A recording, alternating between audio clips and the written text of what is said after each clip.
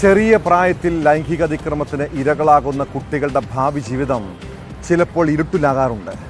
എന്നാൽ ആ കുഞ്ഞുങ്ങളുടെ ജീവിതം തകർത്തവരെ അങ്ങനെ വെളിച്ചം കാണാൻ അനുവദിക്കാമോ?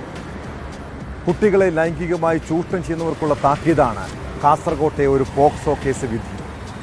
10 വയസ്സുകാരനെ പ്രകൃതി വിരുദ്ധ ലൈംഗിക പീഡനത്തിന് ഇരയാക്കിയ കേസിൽ പ്രതിക്ക് 107 വർഷം കഠിന തടവാണ് ശിക്ഷ.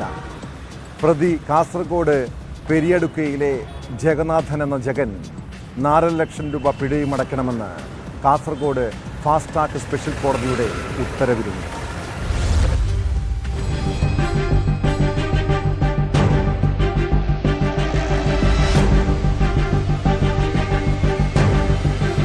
പത്ത് വയസ്സുള്ള ആൺകുട്ടിയെ ഇടവഴിയിൽ വെച്ച് പ്രകൃതി വിരുദ്ധ ലൈംഗിക പീഡനത്തിന് ഇരയാക്കിയ കേസിലാണ് കടുത്ത ശിക്ഷ.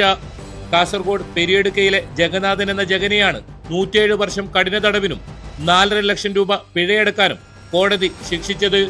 പിഴയടച്ചില്ലെങ്കിൽ 18 മാസം അധിക തടവ് അനുഭവിക്കണം.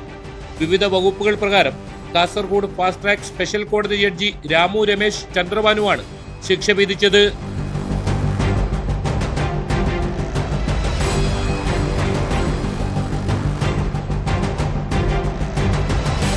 2020 ആഗസ്റ്റ് മാസത്തിലാണ് കേസിനാസ്പദമായ സംഭവം നടന്നത്.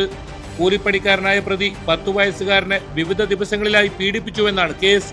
കാസർഗോഡ് ടൗൺ സ്റ്റേഷൻ ഇൻസ്പെക്ടറായിരുന്ന പി രാജേഷാണ് കേസ് അന്വേഷണം പൂർത്തിയാക്കി കുറ്റപത്രം സമർപ്പിച്ചത്. പ്രോസിക്യൂഷനു വേണ്ടി special public prosecutor AK Priya ഹാജരായി.